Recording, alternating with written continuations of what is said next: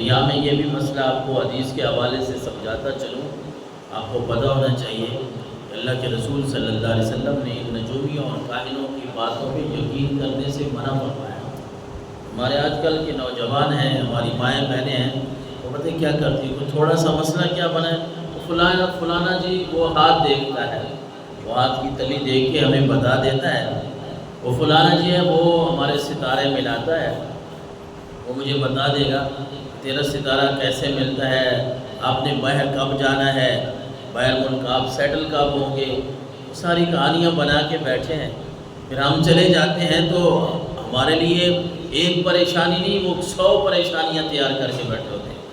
उन्हें पता होता है 2-4 बातें उन्होंने आपसे पूछनी है, हमारी माओ बहनों से उन्होंने 1-2 बातें पूछनी, अंदाज़ा लग जाता है कैसे घराने के लोग हैं, कितना कुछ इनके पास पैसा है, इनको किस तरीके पे डील किया जाए। उन्होंने 4 पैसे आपसे लेने होते हैं, वो आपको पता नहीं कहाँ से कहाँ तक सैर करवा देते हैं। इसलिए अल्लाह के नबी सल्लल्लाहु अलैहि वसल्लम ने फरमाया, हदीस का खुलासा आपने फरमाया, ये नजूमी, ये काहिन, ये हाथ देखने वाले, ये सितारे देखने वाले, तुम्हें मुक़द्दर बताने वाले, इनकी बातों पे यकीन करना ये इंसान को कुफ्र की हद तक ले जाता है। हम तो मुसलमान हैं, अरे आप अल्लाह की इबादत करने वाले हैं, अल्लाह पे यकीन रखने वाले। आपने तो कहा है ला इलाहा इल्लल्लाह, अल्लाह के सिवा कोई इबादत के लायक नहीं। आपने तो पढ़ रखा है वअशहदु अल्ला इलाहा इल्लल्लाह वहदहु ला शरीका लह। आपका कुरान आपको बता रहा है इन्नल्लाह अला कुल्ली शैइन कदीर, कि हर चीज़ पे कुदरत अल्लाह की है।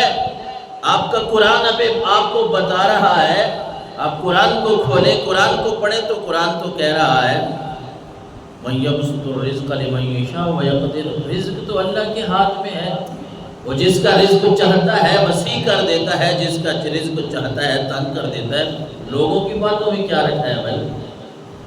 आप अपने रब पे पुख्ता यकीन रखें, उसकी तक़सीम है, जिस तरह चाहता है उसी तरह किसी को रिज़्क़ ज़्यादा दे दिया, किसी को कम दे दिया, किसी को नियामतें ज़्यादा हैं, किसी के पास कम है। आपको किसी के पास जाने की ज़रूरत नहीं है। अगर आपको रिज़्क़ चाहिए, दौलत चाहिए, औलाद चाहिए, घर चाहिए, कुछ भी चाहिए, आप उसी अल्लाह से मांगे, वो आपको सब कुछ अता फरमा देगा।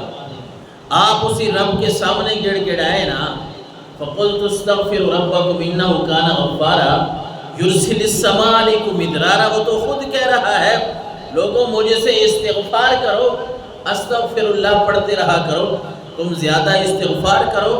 तुम्हें अगर माल चाहिए होगा तो मैं तुम्हें माल दे दूँगा, अगर इस्तिग़फ़ार करते रहोगे, तुम्हें औलाद चाहिए होगी तो मैं औलाद भी अता फरमा दूँगा। वो रब तो फरमा रहा है 29वें पारे में कि अगर तुम्हें बारिश चाहिए इस्तिग़फ़ार करो, मुझसे माफ़ियाँ मांगो, अस्तग़फ़िरुल्लाह पढ़ो, मैं तुम्हारे लिए बारिश का भी इंतज़ाम फरमाता हूँ।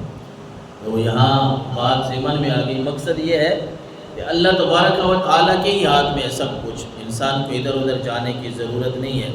और तक़दीर इलाही क्या थी, उधर नमरूद जो है वो बच्चों को कत्ल करा रहा है, लेकिन उसे पता नहीं है कि रब की कुदरत क्या है कि हज़रत इब्राहीम अलैहिस्सलाम अपने माँ के पेट में आ चुके हैं। और फिर पता ही नहीं चला, उसने तो फ़ौज मुकर्रर कर रखी थी, उसने अपने बंदे मुकर्रर कर रखे थे, लेकिन हज़रत इब्राहीम अलैहिस्सलाम की जब वलादत होती है, हज़रत इब्राहीम की अलैहिस्सलाम की वालिदा, आप वतन में थे, पहले पेट में थे, इस तरह भी अल्लाह ने किसी को इल्म नहीं होने दिया। और फिर उसके बाद जब हज़रत इब्राहीम अलैहिस्सलाम की वलादत, मैंने आज इसलिए ये मौजू रखा कि हम हज़रत इब्राहीम अलैहिस्सलाम की सुन्नत पे अमल करते हुए जो कुर्बानी करते हैं, तो हज़रत इब्राहीम अलैहिस्सलाम की अज़मत, वैसे भी हर नबी की इज़्ज़त, एहतराम, उनकी अज़मत हमारे आँखों की ठंडक है। लेकिन ख़ासकर इन अय्याम में हज़रत इब्राहीम का तज़किरा चलता है, अब हज़रत इब्राहीम अलैहिस्सलाम के बारे में हमें पता तो हो कि वो कैसे आदमी थे, अल्लाह ने उन्हें कैसे पैदा फरमाया था, कैसे उनकी रब ने परवरिश फरमाई। वलादत का वक़्त आता है, आपकी वालिदा किसी जगह पे शहर से हट के चली जाती हैं, वहाँ आपकी पैदाइश होती है। और अल्लाह की कुदरत क्या है, आप इन बातों को सुने और इन पर यकीन रखें। जिस तरह वो काहिनों और नजूमियों वाली बातें मैं बता रहा था, उन पर अमल करने की क्या ज़रूरत है। हमारा रब तो वो है जो यकीन रखते हैं ना, उनका ये हाल होता है कि आपकी वालिदा ने آپ کو جنم دیا، حضرت ابراہیم پیدا ہوئے، وہ ڈری نہیں ہے۔ وہاں جہاں جس پہاڑ میں، جس غار میں جہاں مناسب جگہ تھی وہاں ولادت ہوئی نا، وہیں اپنے بچے کو چھوڑ کے آ گئے۔ اب رب پہ یقین ہے کہ اگر رب نے مجھے بیٹا عطا فرمایا ہے تو وہ حفاظت بھی اس کی کرے گا، وہی حفاظت کرنے والا ہے، وہی بچانے والا ہے۔ آپ پھر واپس آ گئی۔ کتابوں میں تفسیر بغوی میں یہ بات منقول ملتی ہے کہ آپ جب جاتی تو حضرت ابراہیم علیہ السلام اپنا انگوٹھا چوس رہے ہوتے، اور صرف چوستے نہیں تھے بلکہ اسی انگوٹھے سے اللہ نے حضرت ابراہیم کی خوراک کا بھی بندوبست کر رکھا تھا۔ اور اب اتنی طاقت اور قدرت رکھتا ہے، اس پہ جو بندہ توکل کر لیتا ہے، جو بھروسہ کر لیتا ہے، وہ انسان کے سارے کام جو ہے وہ سیدھے کر دیتا ہے۔